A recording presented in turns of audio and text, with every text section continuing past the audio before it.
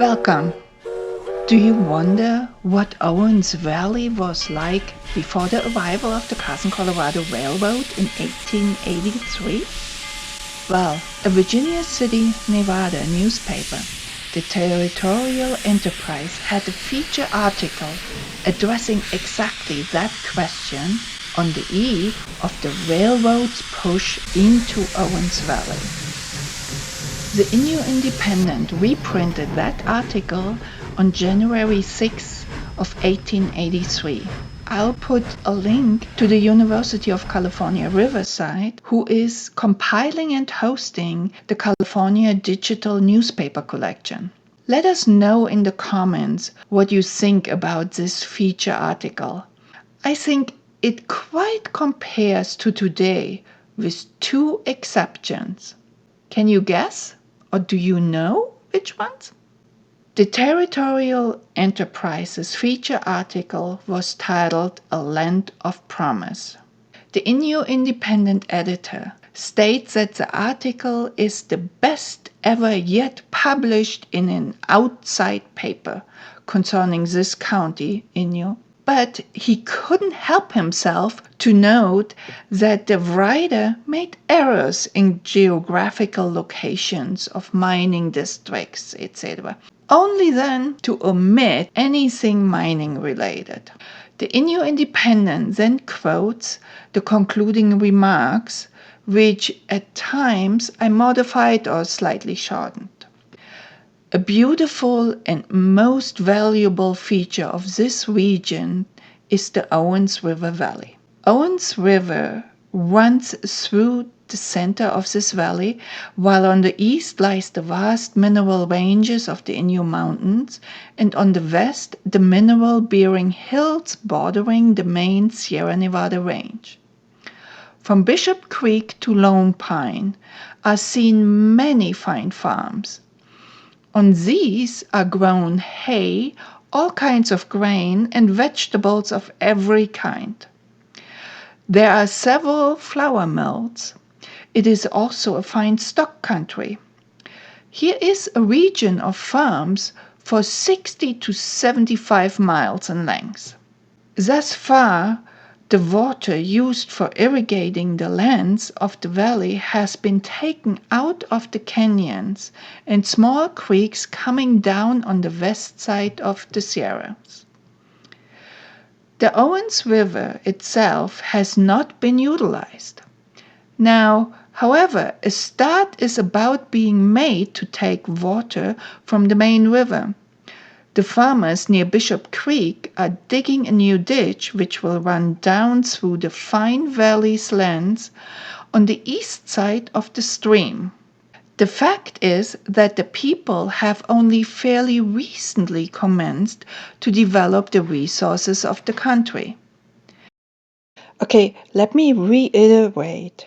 I am reading here from an 1883 newspaper article. Okay, let's go back. There are thousands on thousands of acres of land that will produce fine crops once water with which to irrigate is brought up in them.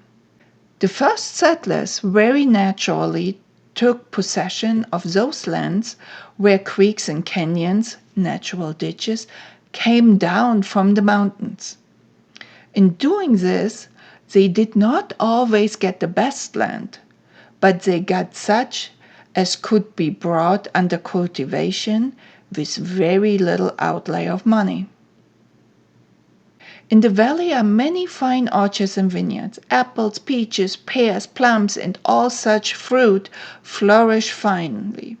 As regards to grapes, it is said by men of extended knowledge and European experience in the wine business that this valley will produce as fine wines as are made in the valleys of the Rhine and Rhone.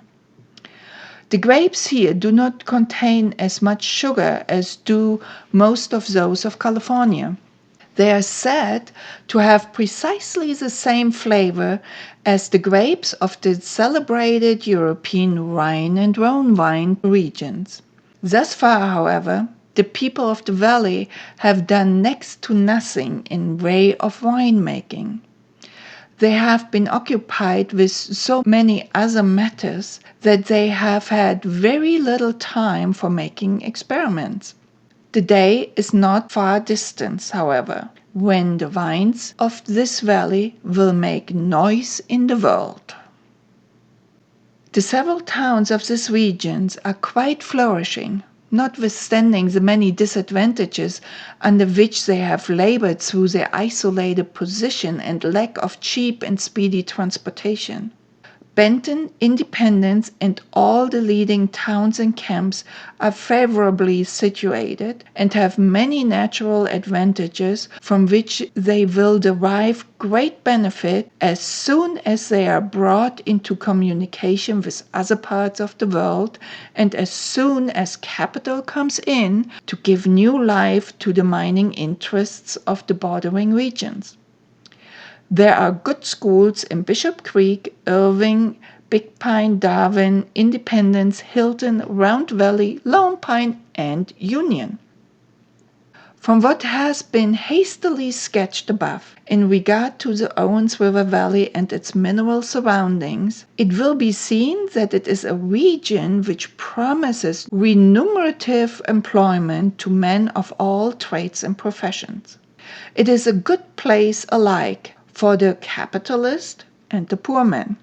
With the cheap and rapid transportation which will now be given by the Carson Colorado Railroad, we shall see new life infused into all branches of business and traffic.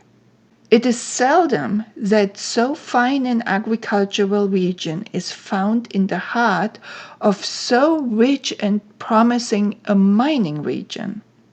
All through the Owens River country are mines that are only from 3 to 15 miles from the railroad, and the hauling will all be downhill.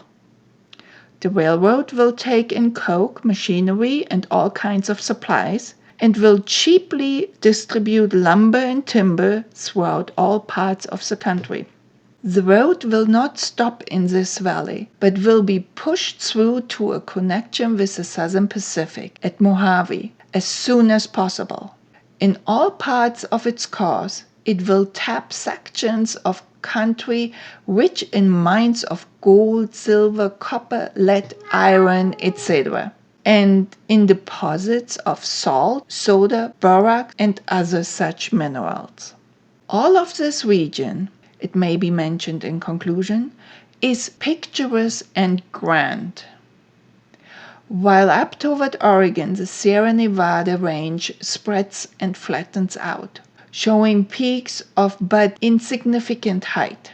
In going southward, the range constantly rises and grand peaks of bare granite are sent up to an immense altitude.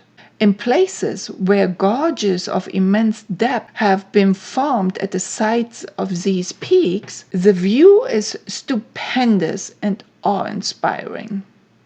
In places are groups of these peaks towering and toppling above the almost bottomless canyons that wind between. While at some point all is stern and rugged, at others, the savageness is softened by groves, springs, and grassy vales.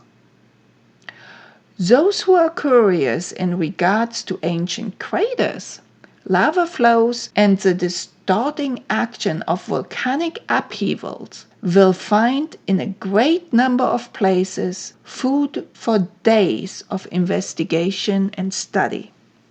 In the vicinity of Bishop Creek and at other points of the west side of Owens Valley will be found fields of lava of all kinds and colors and many craters of extinct volcanoes. In places, too, winding down from peaks of the mountains will be found solidified rivers of obsidian or mountain glass. This is to be obtained not only in great transparent blocks, but also in many of the finer and more beautiful forms which the mineral assumes. which farms have names of their own, particularly when they come into the hands of the jeweler after having been wrought upon by lapidary. Arrowheads and many other relics of Indian art may be found in this section of country. There are also to be seen many other natural curiosities like hot springs, mud volcanoes, and others. Next summer, this new and wonderful region will be of easy access to the tourist, as well as to the prospector and businessman. And a vast deal of travel will no doubt be seen in that direction. Already, not a few prospectors and capitalists are pushing through to the newly opened country, of which we have given a hasty sketch. What do you think? I find this description rather fitting, even 142 years after its publication. With two exceptions.